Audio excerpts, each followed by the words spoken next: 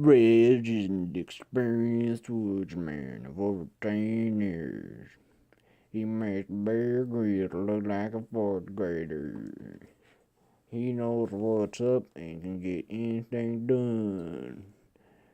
Redge has the strength of 10 men. He knows how to do anything from making a snare to shooting a flare. Redge. Hey guys, it's Redge, and I'm going to be showing y'all 5 great survival tips. Count them. 1, 2, 3, 4, 5. 5. Let's get right into it. For my equipment, I've got my trusty hatchet that can be pulled out at a moment's notice for the interloper or for the lumber. And that's not all I've got. I've got throwing knives, which can be very handy in a variety of scenarios, such as hunting small game, other stuff. And of course, that's not all. I've also got my handy dandy pocket knife, which can be opened at a moment's notice. And what I'm wearing today is, of course, I've got my trusty hat with neck extension to protect myself from the sun's harsh glare. And of course, I've got a bandana, so when I cook foodstuffs and whatnot, I cannot inhale as much smokes. I've got the tactical jacket that can hold a variety of goods. And I chose to wear shorts in case I needed to escape some wild animal. And of course, I've got the athletic shoes. You do not want to be wearing no slippers or high heels, to be honest. Alright, so when you're preparing for a band, you want to first find a safe yet accessible location for the fire. You're going to be doing many necessary tasks over the fire, such as cooking meals, boiling water to make sure it's safe to drink, and many, many more. So what we're going to need to look for is a place that is not full of shrubbery and has very few places where the fire can escape the pit. This looks like a fine locale right around here. We've got that right here. You can clear off the shrubbery. We can make a nice little pit. What you're going to want to do is you're going to want to put rocks right around it. The first step in making a fire pit is, of course, clearing the area. So we're going to get rid of these rocks right here. We can possibly use them later for the fire pit. The shrubbery is a bit close to where I'd like it to be at my fire pit. So I'm going to get rid of it. I don't want it to catch fire. I don't want to start forest fires. I like Smokey the Bear as much as someone else does. Now I'm going to want to try and enclose the fire with rocks to make sure it doesn't spread to areas in which I do not want the fire to be, such as my lodging and whatnot. Alright, so first what we're going to want to do after we've got our fire pit built, we're going to want to find some kindling for the base of the fire. Something to get it started. A catalyst, if you will. And this timber right here will just do the job perfectly. Notice how it's not still slightly alive? That'll just make lots of unnecessary smoke. And this is the perfect stuff. So to get the best of the best, you're going to kind of want to grind it up. You're going to want to get as much energy in as less of a space as you possibly can to maximize efficiency. So the next step in building your sustainable fire for cooking and whatnot is that you're going to want to find some small dead sticks. This looks like the perfect small dead stick right here. We're going to want to find many just like this small stick. And I'll do all the finding. I don't think you guys want to see me collecting small sticks.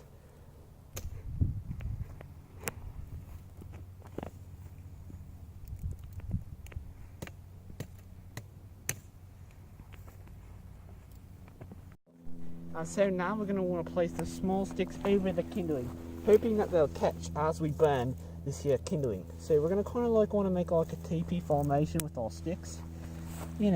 Just as you see in the movies. It actually works, Usually Hollywood's lying to you because they are, of course, sponsored by the government, as you probably already know. To more avid viewers out there, at least. But anyway, we're going to keep on wanting to put small sticks to make a teepee-like structure. Just as the Indians did. And look right there. We've got ourselves a nice little teepee-like structure. Even the cat likes it. Alright, as you can see, we've got our teepee formation fire built. Don't knock it over, kid. No, no! Get out of here, Scott! And anyway, you can, like, of course, keep building the teepee fire to the desired height, depending on the amount of food and water you want to cook. But remember, larger fires will attract larger amounts of attention. The smoke will be bigger, the flames will be bigger. Get out of here! No, not for you! Not for you! Anyway, and so, you know, now you've got to light a match, and then you're good. So now you're going to light your fire. Wait until it gets a nice flame going. The kindling, of course, will catch because, you know, it's dry and whatnot, and you got your fire. The less smoke the better, because smoke normally comes from water, which is, of course, inside living organisms, and you don't want that crap on your fire. And of course it's going. Hopefully the small sticks will catch, you know. And it looks like they are, which is actually great news. And if this was in a larger fire, we would have a great fire going. In fact, look at that flame. It's going pretty great. Nice. So now we're going to want to start learning how to use these bad boys. Throwing knives, and possibly even a bow and arrow, they fulfill the same need. Hunting small game, for cooking and whatnot. We're going to need to be able to actually use these bad boys, of course. And so what we're going to be looking for is a nice place to start practicing our craft. So when you're throwing your throwing knives, of course, we're just going to use the ground as a target, because there is no small game, except for that. But I do enjoy that cat's presence, to be honest. So, and when you're throwing knives, you want to kind of like give it like a little bit of a spin, so you know the tip goes into the ground, or in your case, the prey. Using the technique of holding it by the blade, we will attempt to like wipe it right into the ground, or the prey's stomach, of course.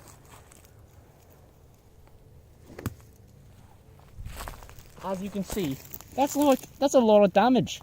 That's going to like destroy and immobilize the prey. Yum yum yum. So you're in the forest and you need some firewood. This of course relates back to tip number 1, which is actually the gathering of big old firewood if you want to make a nice and large fire. So we've got this nice log. Well, it's not a nice log yet, but we'll get it in that state very soon. And we'll do that by hacking it into bits. So you see this piece right here? This can be used as a nice like foundation for our fire, and we can use this part and this part as like the end pieces, and we can possibly use this as well. So we'll start with cutting here. You want to apply force. I mean, you want to have some force going down on the log so it becomes easier to break. You're going to want to make a strong and precise strike with your hatchet, like so. You've got yourself a nice log. Remember when doing this that you want to strike in the like same place to maximize that damage. We'll take off this piece here. It could be useful in the long run. See what I did? I let my foot off the branch.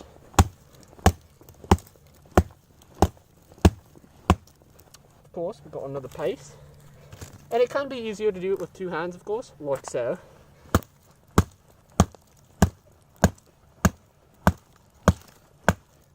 And we've got nice firewood. You would continue to do this until you've got the right amount of firewood that you would like. Alright, so we're going to want to do tip number 4 is location awareness. And the best way to do that is, of course, to have a direction in which your campsite is in.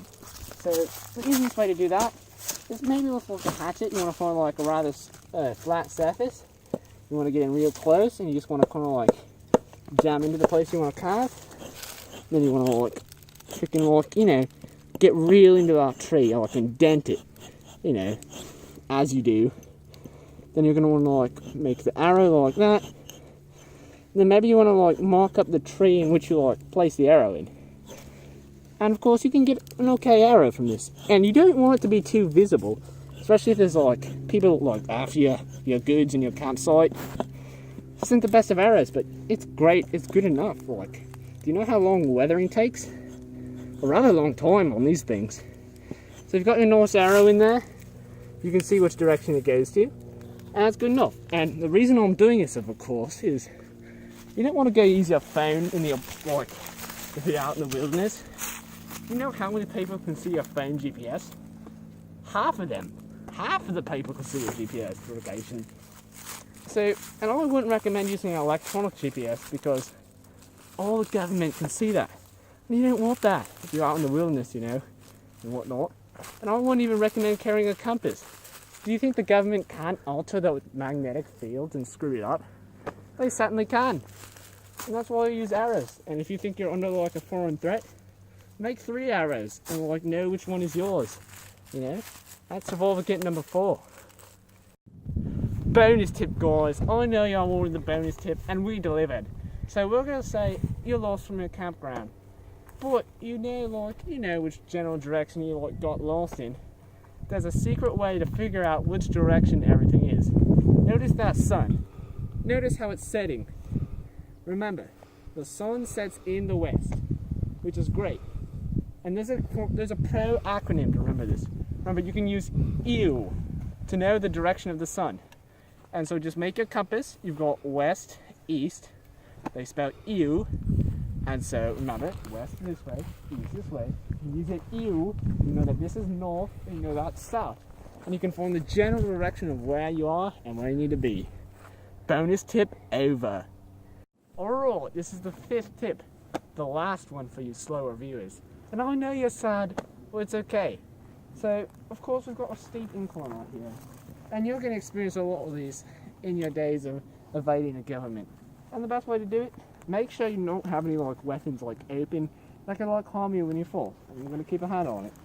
And so when you're going down an incline, you always want to have one foot that you know is on steady. Like even if like, oh, this one's like steady. Like I'm not tumbling down the hill.